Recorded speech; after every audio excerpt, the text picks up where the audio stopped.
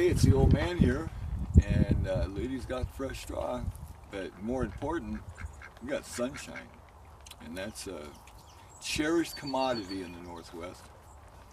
Um, yeah, so fresh straw, sunshine is story time. Got lady here. I had to make a corporate decision, and I got rid of the guinea hens. Uh, the guy was just, even with the fence, was just causing trouble. That's what I named him. So he's at a home now, and him and the girl are having a good time. And lady's still okay. She almost got killed again the other day. I finally put a fence all the way around so the dogs can't get to her, and she can't get to them. I mean, she sticks her head out, and I mean, it's sticking out the fence this far. It's just primed to get killed. Got her beak, big cut in her beak, but she's tough. She's hanging. She's doing good. That lady. Yeah.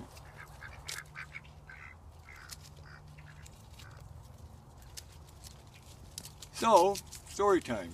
I was watching a video the other day about Pike Place Market and how it is today. Specifically where that brass pig is, they were showing that spot. And it got me thinking about what it was like in 1968 when I was 13, 14 years old. From Pike Place Market to Pioneer Square was Skid Road. It was the worst part of Seattle. Bad part of town. But the Pike Place Market at that time was all but abandoned. There was a couple Asian farmers with their local produce, probably grown in Georgetown, South Park maybe, in boxes and cages with live ducks and chickens for sale. And that was about it. And the lower section of it was no man's land. It was unlit, it was dark, it was a scary, scary place. Not a place for women or children, period. And we hung around down there at 13, 14. And in fact, I remember one time a guy took my cigarettes and threw the pack downstairs to the second level. And I almost didn't get them, but I thought, well, I can't just leave them. And I ran down to get him, and off to the south of the steps that went down there was this bar. Dimly lit, guys looking out the window at us. It scared me bad.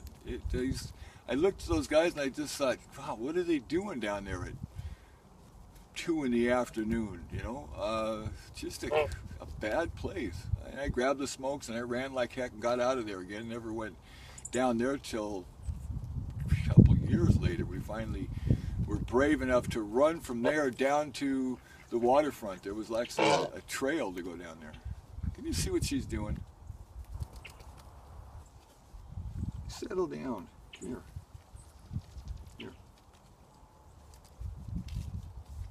Anyway, I'm glad I got thick clothes on because she'd be probably grabbing chunks of meat right now. What's wrong with you? So, Pike Place Market, all but abandoned, and from there to Pioneer Square was what everyone called Skid Road. It was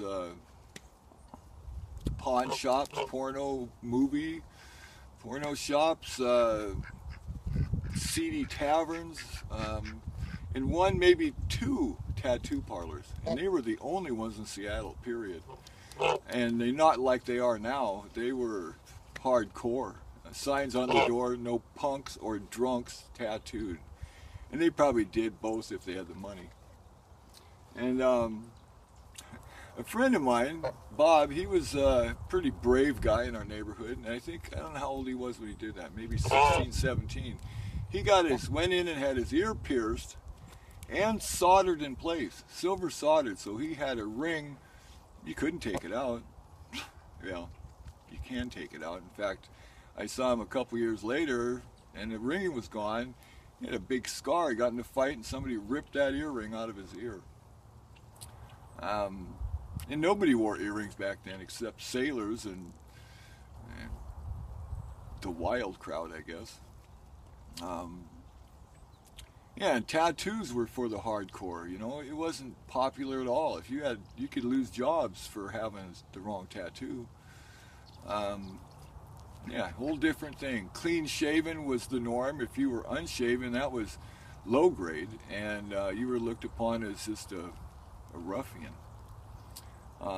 Yeah, whole different system than nowadays.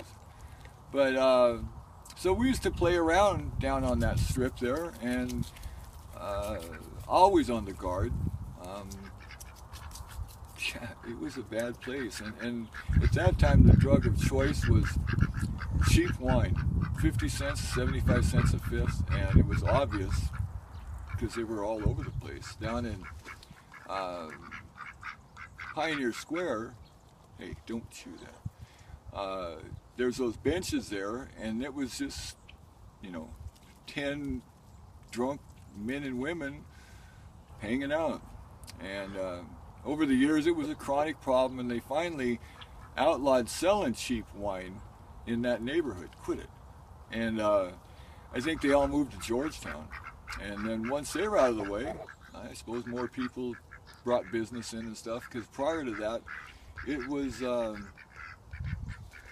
bad. It was, you could say, a scary part of town. But, kids, you don't know any better. And yeah, I ended up years right out of high school. I think I was still in high school.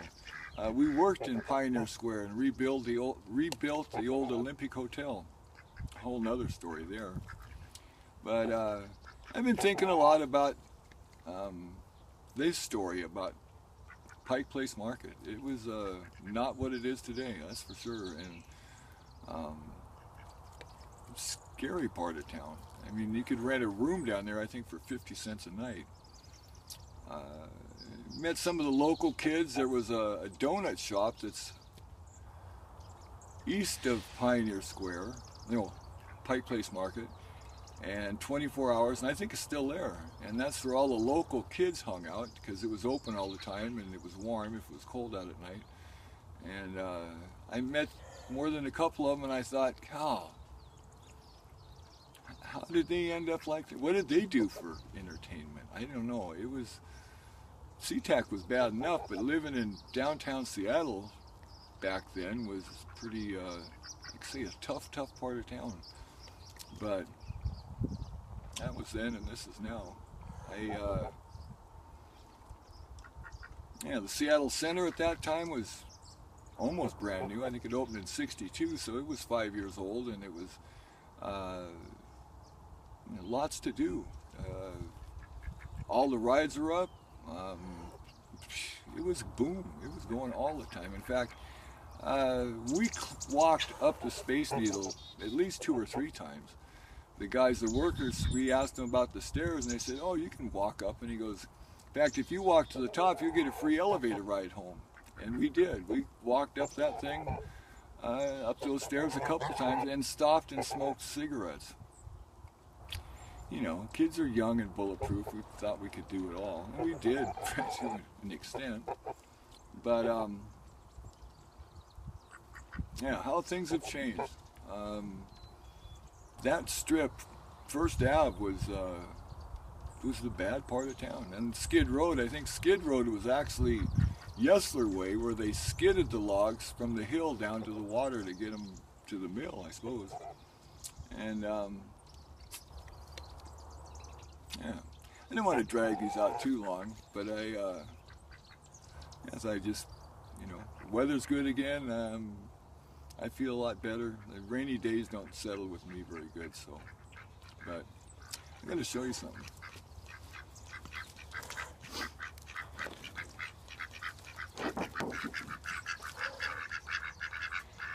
Pause it and look at this thing. Space City. I found this place, what's left of it, and I could tell you some stories about that. Frank built Space City. He put up microphones so he could listen to people talk about it. And that evolved to I found a box of cassette and reel-to-reel tapes that he had taped of guys that are 2 in the morning. It's December 12th, 1971, 2 a.m., blah, blah, blah, what kind of car it is, taillights, and all this stuff. There's another story. But, you know, I got to say one thing before I'm done. I told myself I'd never beg for subscriptions.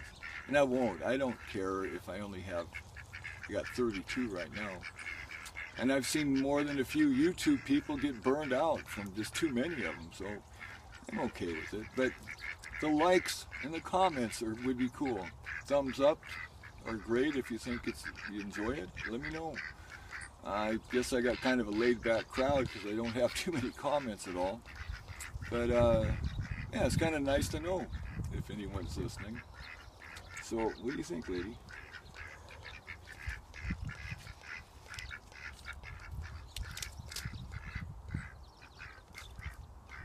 Yeah, the dog got a hold of her and put an inch-long tear on her beak. And bloody all over, but it's healed up good, even though she eats muddy in the muddy water every day. Oh yeah. Yeah. She's okay. She's alright. So with that, enjoy the weather. I sure am. I can't wait. Spring, I think, is maybe a week away, 2 weeks. And I am looking forward to it. I've said it before. If I could wear a t-shirt and shorts the rest of my life, I would be a happy man. But you got to roll with it, I guess. So with that, take care, and we'll see you again. Thank you.